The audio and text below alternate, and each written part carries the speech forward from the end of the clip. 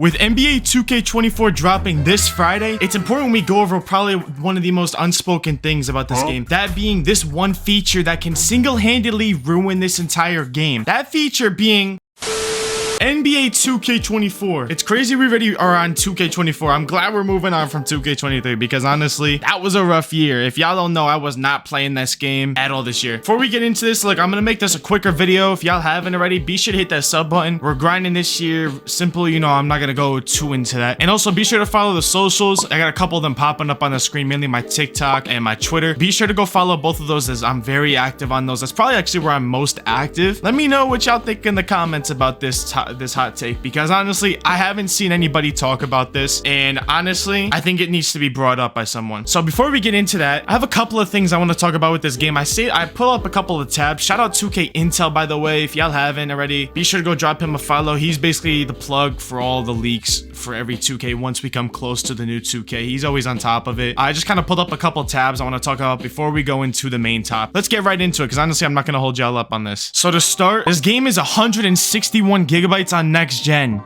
This is like Call of Duty space that we're talking. I don't know why it seems like every year the game's going up in space that it takes up, but it seems like before we know it, this is gonna be the only thing you could have downloaded. I just want to talk about that real quick because honestly, why? This I actually also wanted to bring up because I'm not a fan of it personally, but it's the fact that attribute boosts from affiliations in 2K will not affect badge or animation requirements. Now I feel like that's kind of stopping meta, like OP builds, by maybe sacrificing three-pointer, and if you go elite, you get that shooting boost to get badges. It's smart, but at the same time, if I'm like 1 point off from a badge or 2 point off from a badge and I get that boost, like I would hope that that can at least get me that badge. So I see why they're implementing this, but at the same time, I'm like on the fence with it. I like it, but I don't like it. Let me know what y'all think. The new takeovers. I'm not a fan of these. I'm just gonna be completely honest. I don't like these. I feel like now they're just trying to make things too sophisticated with this game. Let me know what you guys think, but me personally, I'm not a fan of these takeovers. I feel like they should have just kept the lockdown take, rim protector, you know,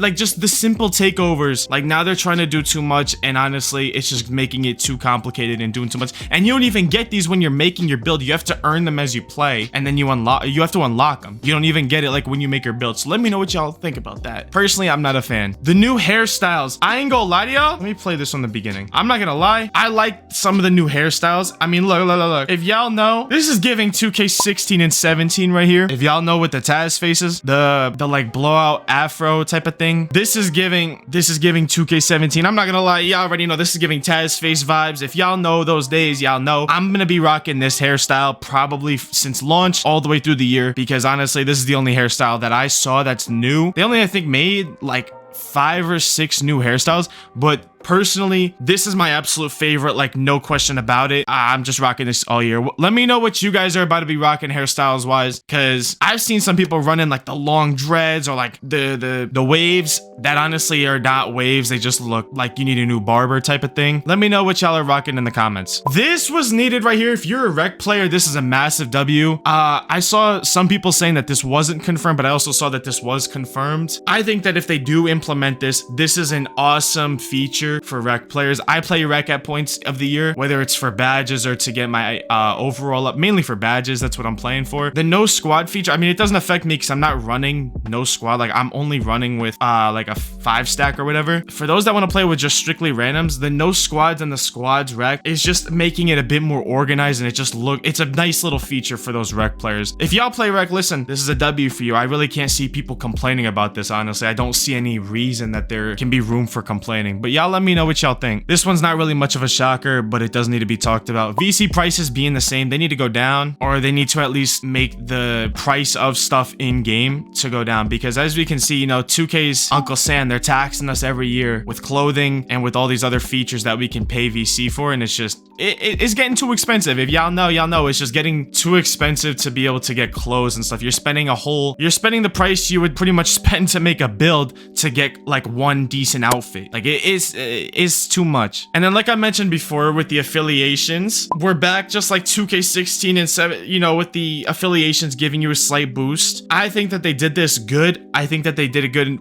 meaning as in the way they split it up. So let's talk about this. With the fact that they put finishing and playmaking together and then defense and shooting, obviously, you know, it's really just simple like this. If you're a guard, go Rise. Obviously, you want the playmaking boost. If you're an inside big, go Rise. If you're a shooter like a lockdown or like a popper, you know, you're gonna want to go Elite, realistically. Now, at the end of the day, you can choose whatever. I doubt it's a big enough boost to where it's really like a important decision. The only thing I don't like is the Elite Park. The Rise Park looks decent. It gives a beach vibe, which I like. You know, that's back. Not my absolute favorite. It's decent. We'll say it's decent, but the Elite Park looks horrible.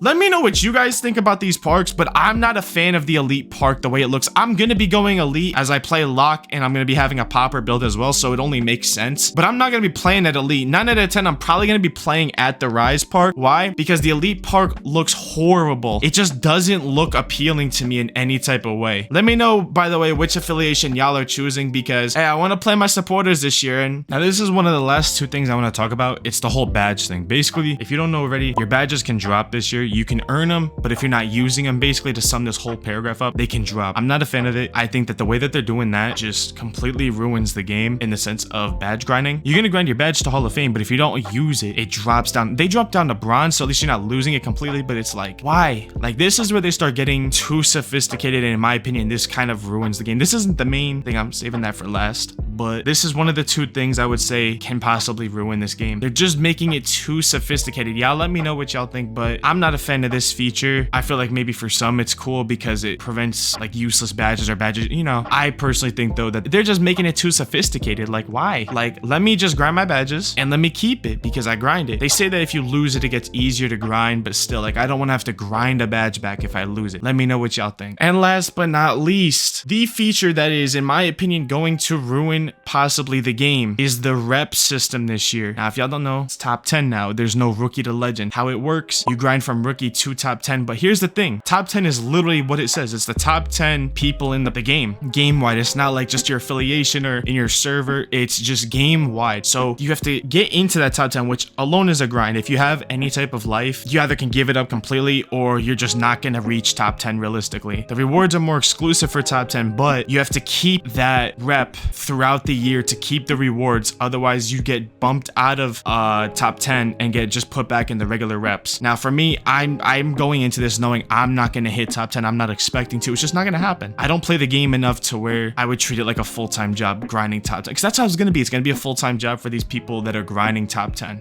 If you're grinding for top 10, good luck to you. I'm wishing you the best, but be realistic with yourself. There's only going to be 10 people that are in that rep. It's going to be exclusive, obviously, so those people that have it are going to, you know, this is a year they could, as a creator, if they're creators, it's a possibility to separate yourself from the rest and blow up. But if you have, like I said, any type of life or like you do stuff besides play the game 10 hours a day, 12 hours a day, you're not going to hit it and you're not going to keep it. So I'm just going for the top rep that's earnable.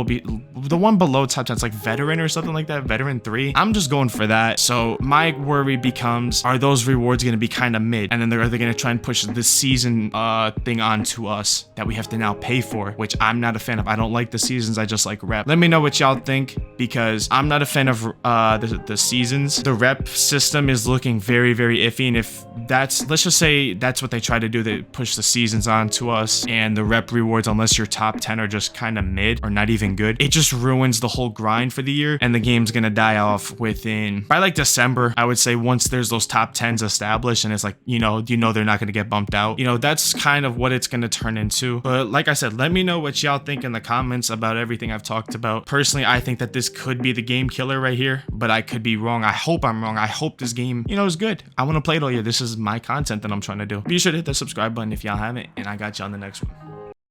Lit like Christmas light, yeah. Blessed like Christmas night, yeah. It's just something light, yeah. I'ma fuck his wife, yeah. Go light on the ice, yeah. Gotta sip this Sprite, yeah. Under 21, yeah. No license, my gun, yeah. I'm a super fun, yeah. I fuck up my funds, yeah. I don't get no trust.